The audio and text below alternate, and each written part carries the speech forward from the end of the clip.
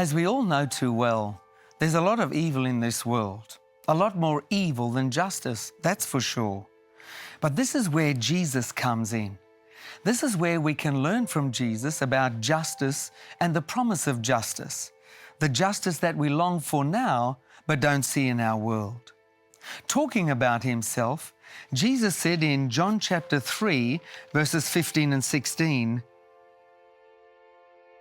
that whoever believes in him should not perish but have eternal life.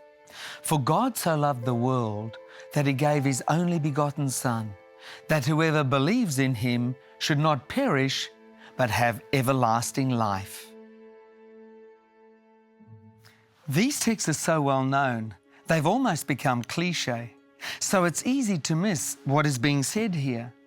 But please notice with me what is being said and what is not being said.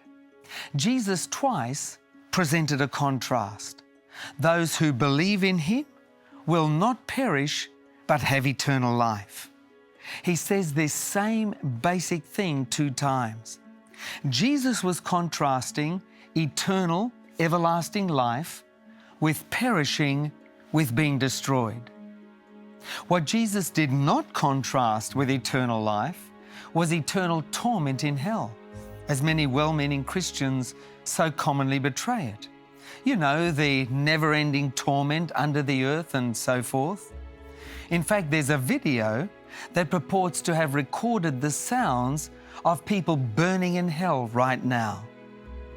But listen, Jesus did not say that whoever believes in him should not be tormented in hell for all eternity, but have everlasting life. Whatever these poor souls are supposedly facing, they have definitely not perished. The popular teaching has them very much alive, kicking and screaming. In other words, Jesus says that non-believers will perish, be gone forever, whereas the popular version says no, they don't perish, but suffer and burn forever. The question is, who do you believe? Another time, Jesus was with his disciples, warning them about persecution. He encouraged them, told them not to worry. He said, proclaim openly and boldly what he had taught them. And then notice what Jesus said in Matthew chapter 10 and verse 28. And do not fear those who kill the body, but cannot kill the soul. But rather, fear him who is able to destroy both soul and body in hell. Fear them who can what? Destroy both body and soul in hell. He didn't say he would torture the body and soul in hell for eternity. No, he said destroy the body and soul in hell. The Apostle Paul later makes the same point in 2 Thessalonians chapter 1 and verse 9. These shall be punished with everlasting destruction from the presence of the Lord and from the glory of his power. Everlasting what? Torment? Torture? No. Everlasting destruction. The body and soul, as Jesus said, are destroyed. The result of the destruction is eternal, not the act of destruction. Can you see the difference?